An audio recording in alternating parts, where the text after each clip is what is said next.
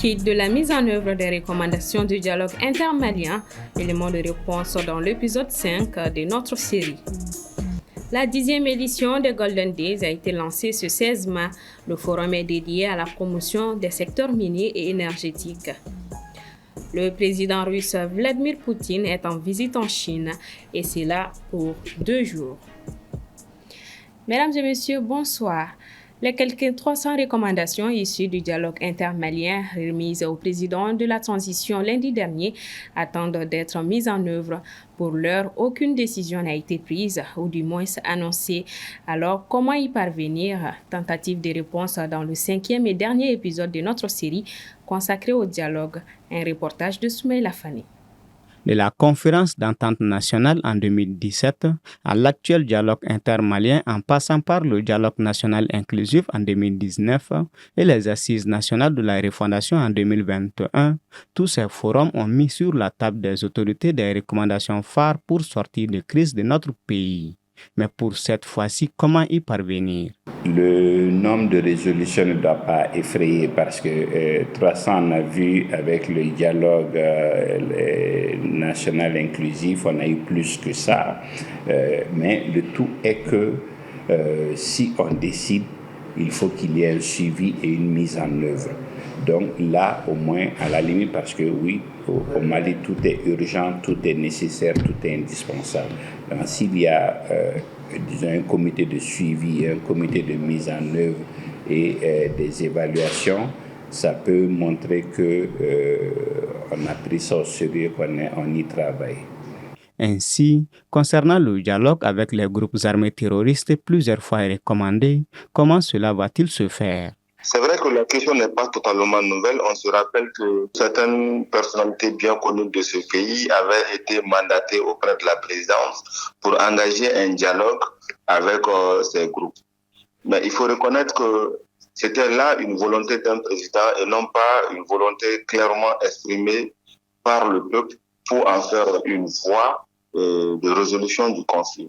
Alors, le dialogue qui vient tout de suite d'ouvrir cette fenêtre-là, ça veut dire que ce mécanisme va être repensé.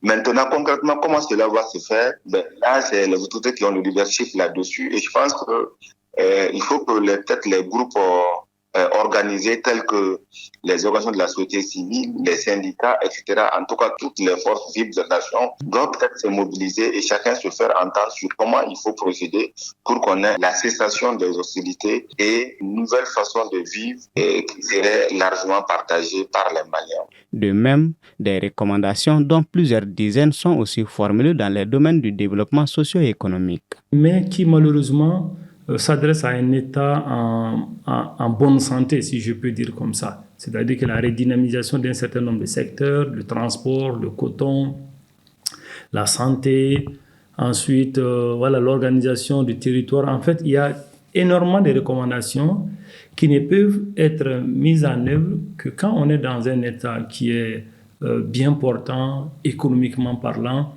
Ensuite, lorsqu'on est dans un État bien structuré, lorsqu'il y a les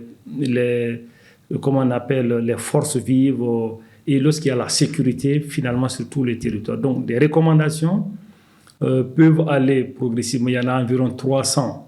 Donc, on sait que c'est difficile de les mettre en œuvre avec l'état de notre pays aujourd'hui. Toutefois, lors de la clôture des travaux vendredi, le chef de l'État a rappelé aux organes de transition une application diligente et rapide de ces recommandations. Mais pour l'heure, aucune décision n'a été prise ou du moins annoncée par rapport à la mise en œuvre d'une quelconque recommandation, y compris le délai de la transition. Les Golden Days, forum dédié à la promotion des secteurs miniers et énergétiques, se tient les 16 et 17 mai à Bamako. Cet événement rassemble des experts, décideurs et les différents acteurs afin d'échanger sur les défis, enjeux et innovations dans ces domaines vitaux. Djeneba Samake était à la cérémonie d'ouverture ce matin au CICB. Organisé par l'agence de communication Global Futurecom, la 10e édition des Golden Days, le forum sur les mines et les énergies vise à promouvoir des solutions innovantes et durables pour les secteurs miniers et énergétiques.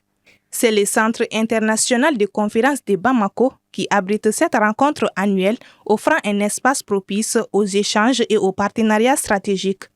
Le Forum Golden Days se veut être une plateforme déterminante pour la croissance et le développement durable des secteurs énergétiques et miniers. Mesdames et messieurs, comme à l'accoutumée, nous aurons au cours de ces 2 prochains jours de journée la chance et l'opportunité d'explorer des sujets cruciaux lors de panels, de partager des solutions lors de présentations techniques, comme avec Huawei, juste après la cérémonie d'ouverture, et d'interagir lors d'ateliers interactifs animés par des experts du secteur. Cette 10e édition est placée sous le thème « Synergie d'action entre les secteurs miniers et énergétiques pour un Mali plus vert, plus rayonnant ». La présente édition intervient dans un contexte particulier, marqué par une crise sans précédent dans le domaine de la fourniture de l'énergie électrique, particulièrement dans les pays de l'Alliance des États du Sahel. Nous devons sans complaisance et en toute responsabilité faire des propositions de rupture et nous donner les moyens pour faire face à nos défis. Notre pays a pour ambition de se hisser à la hauteur des pays où il fait bon investir et notre administration minière se doit de contribuer fortement à assainir son secteur en vue de maintenir la confiance avec les investisseurs et de garantir des revenus réguliers et particulièrement importants pour notre économie. L'organisation de cette rencontre s'inscrit désormais dans une tradition avec pour but de contribuer au développement du secteur minier dans le pays, offrant des panels, des expositions notamment. La cérémonie d'ouverture a pris fin par la visite des stands des partenaires de l'événement. L'émission de télé-réalité L'Instant T, qui forge des citoyens acteurs du développement, a lancé sa 4e saison ce mercredi 15 mai au Musée national. On note la participation de plus d'une vingtaine de grains de jeunes présélectionnés. Paul Yapinguesson. Cette émission, dont l'objectif est de renforcer les liens entre l'ensemble des membres de l'Instant T, d'agrandir la communauté, a apporté des innovations pour cette 4e saison. Pour cette 4e édition, on peut retenir, 3 à 4 choses. C'était le nombre de villes est passé de 3 à 5. Le format a changé. Il y a des compétitions phases locales et il y a la finale à Bamako.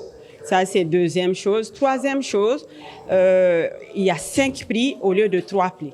Selon El Hadj Amadou Diop, directeur artistique et présentateur de l'émission, le concept donne la possibilité aux jeunes de participer à l'essor de leur quartier et leur communauté à travers des projets de développement qui sont proposés à la direction. Quant à la conceptrice de l'émission, pour elle, la vision est le changement de mentalité des jeunes afin d'être des leaders de demain dans leur communauté et celui du pays. Donc la vision de l'Instant T, c'est d'arriver à couvrir tout le Mali et à concevoir une communauté avec des jeunes capables de prendre des responsabilités dans leur ville, dans leur région et même au niveau du pays, mais qui sont assez outillés pour être en phase avec l'évolution du monde. L'Instant T, saison 4, ce sont plus de 120 grains postulants, 5 villes à savoir Bamako, Ségou, Koulikro, Kati et Sikasso qui ont eu la chance de passer l'étape du casting. Durant plus de 2 mois, ils se sont donnés à fond pour peaufiner leur projet, mobiliser des fonds, relever des défis et tenter de remporter jusqu'à 7 millions de francs CFA pour réaliser leurs rêves. Nous en parlions dans nos précédentes éditions. Les avocats de la famille Bongo ont déposé une plainte en France pour dénoncer l'arrestation illégale, la séquestration aggravée par des actes de torture et des actes de barbarie. Hier, mercredi soir, le gouvernement gabonais a répondu dans un communiqué lu au journal télévisé de la chaîne d'État Gabon Première en ces termes.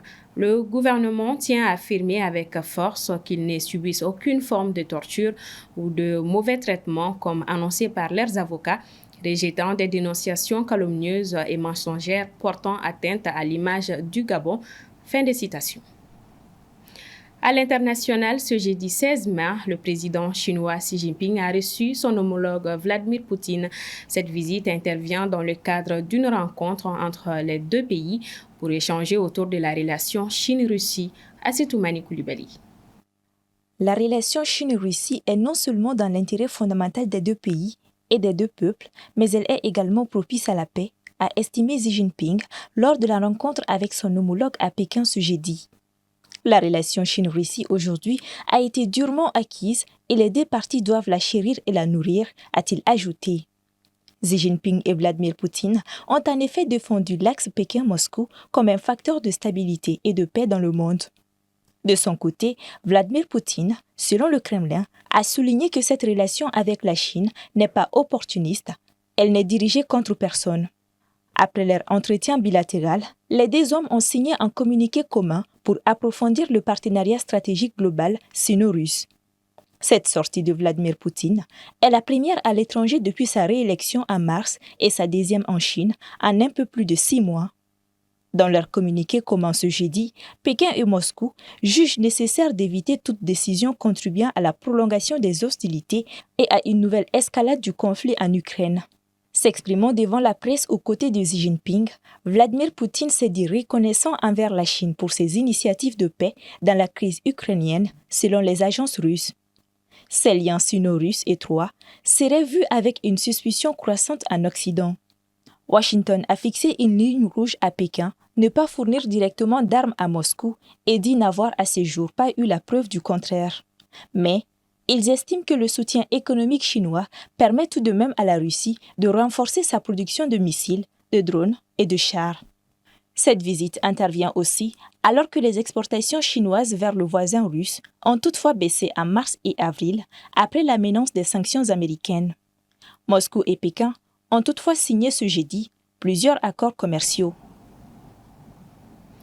Fin de ce 1945. Merci à vous de l'avoir suivi. Bonsoir et à demain.